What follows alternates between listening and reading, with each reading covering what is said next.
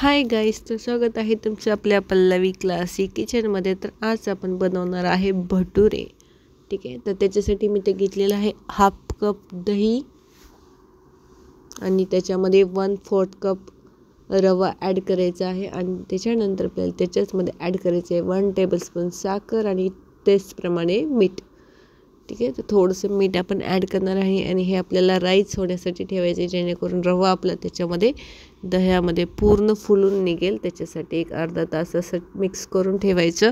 त्याच्यानंतर आपण मैदा ॲड करून आपला जो भटुरेचा जो डो असतो तो रेडी करणार. ते इथं पाहू शकता, एक 10 ते 15 मिनटं पण ठेवू शकतो. त्याच्यानंतर मी इथं 1 कप घेतलेला आहे, म्हणजे 2 कप घेणार आहे. तर स्टार्टिंग मेजरिंग करून घ्यायचे. इथं हा दुसरा कप. ठीक आहे, त्याच्यानंतर आपण सोडा ॲड करणार आहे, बेकिंग सोडा. तर हाफ कप बेकिंग सोडा म्हणजे हाफ टेबलस्पून.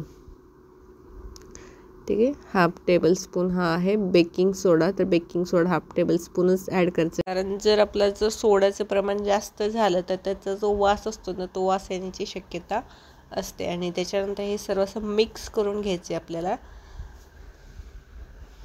आणि त्याच्यानंतर थोडं पाणी ॲड करून आपल्याला सॉफ्ट डो, एकदम कमी पाणी लागतं, अर्ध्या कपच्या पण कमी पाणी लागतं, कारण त्याच्यामध्ये ऑलरेडी आपण दही ॲड केलेलं आहे. त्याचं मॉइश्चर तयार होऊन आपला तो डो रेडी होण्यासाठी त्याला आणखी हे होतं, पाणी येतं त्याच्यामध्ये, स्टीममध्ये स्वेटिंग झाल्यासारखं. तर थोडंसं पाणी आपल्याला ॲड करायचे आणि नंतर तो डो आपल्याला 1 तास ठेवायचा आणि त्याच्यानंतर आपण त्याचे भटुरे बनवायचे आहेत. ठीक आहे, जर तुम्ही आपल्या पेजवर नवीन असाल तर लाईक करा, शेअर करा, चॅनलला सबस्क्राईब करायला मात्र विसरू नका आणि व्हिडिओ पूर्ण पहा. ठीक आहे, अशा प्रकारे हे सर्व मिक्स करायचं आणि त्याच्यानंतर आपण थोडंसं पाणी घ्यायचं आणि थोडं पाणी घेऊन आपला डो इथे रेडी करायचा, जो बेकिंग सोडा. ठीक आहे, तर बेकिंग सोड्यामुळे काय होतं, त्याची जाळी छान तयार होते आणि एकदम फुलतात असे ते. त्याच्यामुळे बेकिंग सोडा ॲड करायचा. ठीक आहे, तर अशा प्रकारे हा थोडासा डो आपला स्टिकीचा झालेला आहे, तो स्टिकीचाच होतो. आणि ज्यावेळेस तो 1 तास आपण ठेवल्याच्या नंतर पाहू शकता तुम्ही, एकदम सॉफ्ट डो रेडी होतो. थोडंसं तेल लावायचं त्याला आणि ठेवायचं साईडला, एक जिथं हवा जाणार नाही. समजा तुमच्याकडे ओव्हन असेल तर ओव्हनमध्ये ठेवू शकता, किंवा जो आपला पिठाचा डबा असतो त्याच्यामध्ये ठेवू शकतो, ज्याच्यामध्ये हीट ऑलरेडी असते त्याच्यामध्ये आपण ठेवू शकतो. ठीक आहे, तर थोडंसं तेल घ्यायचं आणि नंतर आपला हा लास्टला डोचा गोळा करायचा आणि ठेवायचा. ओके, तर इथे 2 कप घेतलेला आहे. याच्यामध्ये जवळजवळ मीडियम साईजचे जे भटुरे आहेत ना, 10 ते 12 रेडी होतं, 10 ते 12. ठीक आहे, खूप छान टेस्ट लागते भटुरे आणि छोले आणि भटुरे. ठीक आहे, तर मी असं झाकून ठेवलेलं आहे बाउलने आणि हा 1 तासाच्या नंतर पाहिलेलं तर चांगला राईस झाला होता.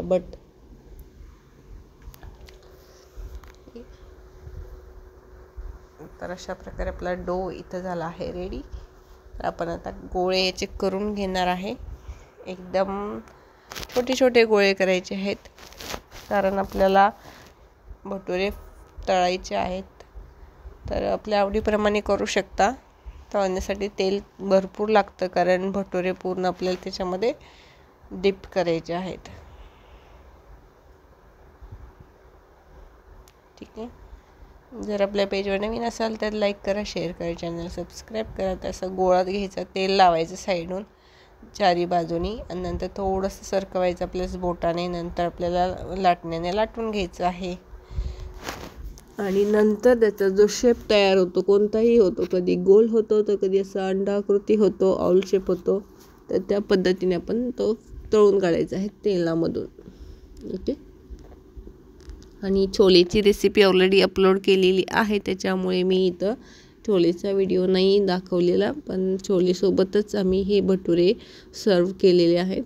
तर छोले आणि इथं आपण तळताना काय करायचं, तेल गरम करायला ठेवायचं. चांगलं गरम करून झाल्याच्या नंतर आपण याच्यामध्ये भटुरा आपला टाकला आहे आणि जे साईडून असं तेल असतं ना तर थोडंसं टाकायचं. त्याच्यामुळे काय होतं ते वरतून पण फुलून निघतो आणि खालून पण फुलून निघतो. ठीक आहे, तर ह्याच्यापेक्षा पण असे वेगवेगळे खूप भटुरे म्हणजे एकदम टम्म पुरीसारखे फुगलेले असतात, ते पण तसे पण बनतात. पण क्वचित एखादा भटुरा जसा फुलतो एखादा असा होतो.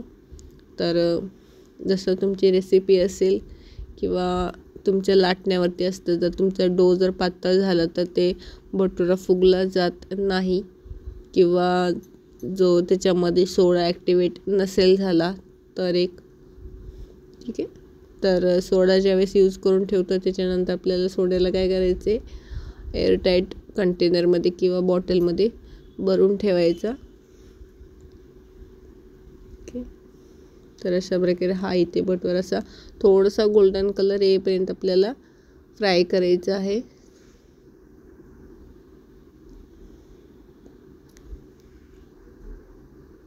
जर आपल्या पेजवर तुम्ही नवीन असाल लाईक ठीक आहे, तर गोल्डन कलर येईपर्यंत आपल्याला भटुऱ्याला फ्राय करायचं आहे. अशा प्रकारे सर्व भटुरे आपण फ्राय करून घेणार आहे. ठीक आहे, तर अशा प्रकारे सर्व भटुरे आपण फ्राय करून घेणार आहे. इथे थोडासा मोबाईल याच्यावरती पकडल्यामध्ये कॅमेऱ्यावरती थोडंसं मॉइश्चर आलेलं आहे, बट हा भटुरा चांगला आपला फुललेला आहे. ठीक आहे, तर अशा प्रकारे सर्व भटुरे आपण फ्राय करून घेणार आहे. आणि ज्यावेळेस आपण भटुरा रेडी करतो ना त्याच्यामध्ये चालूमध्येच आपण फ्राय करायचं, लाटून ठेवायचं नाही, कारण तो मैद्याचा असतं. लगेच तो शॉर्ट होण्याची शॉर्ट म्हणजे थोडंसं लगेच त्याची मिळून येण्याची शक्यता असते, म्हणजे साईज कमी होते आणि मग तुमचा भटुरा असं जाड होऊ शकतो. तर तुमच्या आवडीप्रमाणे साईज ठेवू शकता. आणि इथं आपले झालेत भटुरे रेडी. ठीक आहे, लाटून दाखवलेला आहे मी एक. तर अशा प्रकारे सर्व लाटून घ्यायचे आणि आपण फ्राय करायचे. जर आपल्या पेजवर तुम्ही नवीन असाल तर लाईक करा, शेअर करा, चॅनलला सबस्क्राईब करा आणि व्हिडिओ पूर्ण पहा. तर अशा प्रकारे तेल त्याच्यावरती टाकायचे. त्याच्यामुळे काय होतं, वरून पण आपला फुगला जातो आणि खालून पण फुगला जातो. तर खूप छान टेस्टी झाले होते, मस्त एकच नंबर होते टेस्ट पण.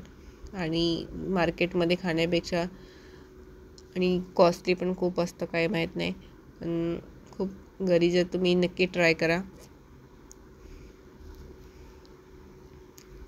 तर अशा प्रकारे सर्व आपले भटुरे झाले आहेत फ्राय करून. थोडंसं गोल्डन ब्राऊन कलर येऊन द्यायचं, थोडंसं अजून तुम्हाला डार्क हवं असेल तर डार्क करायचं, बस.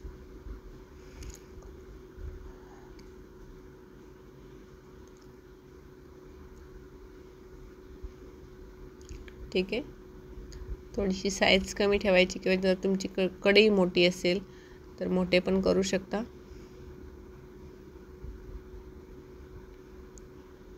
तसेच आपल्या यूट्यूब पेजवरती ना केकचे खूप सारे व्हिडिओज अपलोड केलेले आहेत, तर नक्की जाऊन पहा. आणि जर तुम्हाला घरी बसून आपला बिझनेस स्टार्ट करायचा असेल तर करू शकता. अशा प्रकारे आपले भटुरे रेडी झालेले आहेत आणि छोलेची भाजी पण बनवलेली होती.